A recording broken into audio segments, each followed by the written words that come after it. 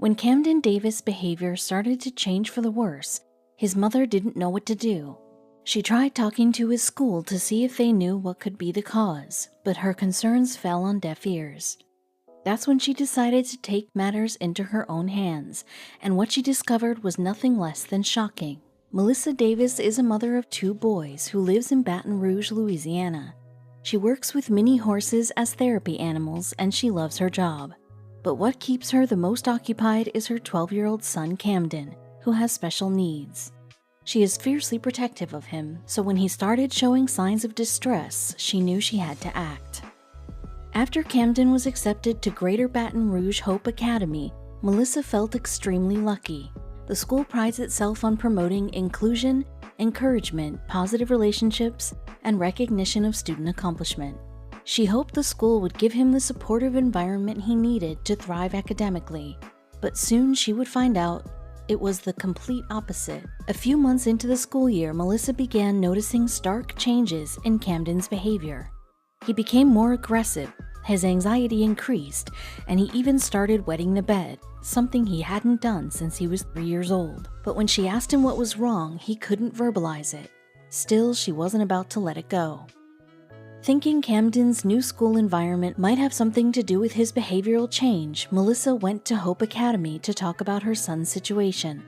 She tried to speak to the principal and school officials about where Camden was seated in the classroom, among other things, but the school wasn't cooperative at all, so Melissa decided to take matters into her own hands.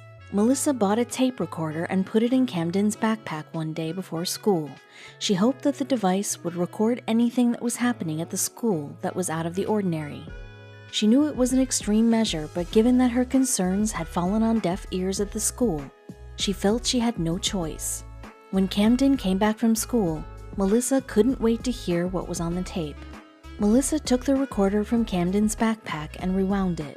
She knew she'd have to listen to hours of audio with the possibility that there was nothing of interest on the tape, and sure enough, the beginning of the recording showed the normal goings-on of a school day.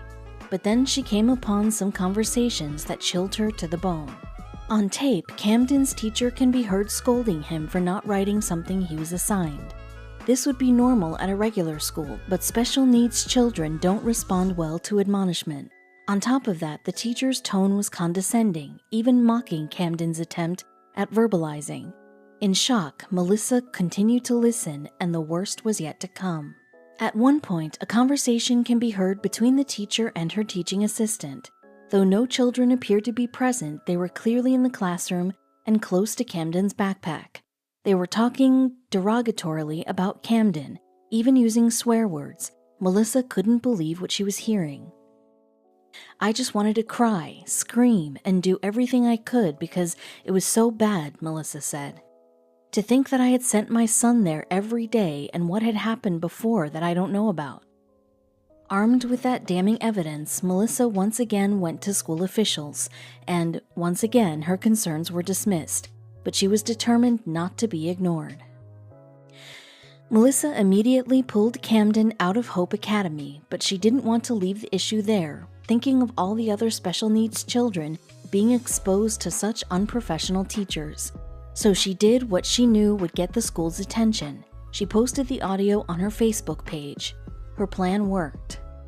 The post went viral, forcing the school to take action. Principal Linda Stone released a statement saying one of the teachers had been fired and the other would be let go once the semester ended. She also asked the Davis family to come to meet with her and other school officials to discuss the issue.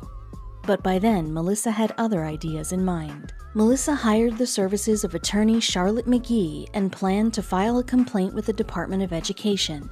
"No child should have to have this happen to them," she told Board Panda. "I brought this to light because I wanted my son to be the last kid that this happened to at this school." The pressure forced the school to fire the second teacher immediately. Meanwhile, people online shared their opinions on the incident, revealing a disturbing trend. Many people who saw Melissa's Facebook post praised her for her smart actions and for advocating on behalf of special needs children. Others shared their own stories of child abuse at the hands of educators. Melissa was touched by the sentiments of support from all over the world, and even opened a P.O. box so people could send letters and gifts to Camden. In the meantime, she tried to get his education back on track. Melissa transferred Camden to a different school, making sure that the teachers were qualified and professional. Camden's new teacher minored in psychology and has a degree in special education and applied behavior analysis. Even so, the effects of his former teacher's bullying have not completely subsided. Hopefully, with time and lots of support, Camden can go back to being the sweet, loving kid he was before.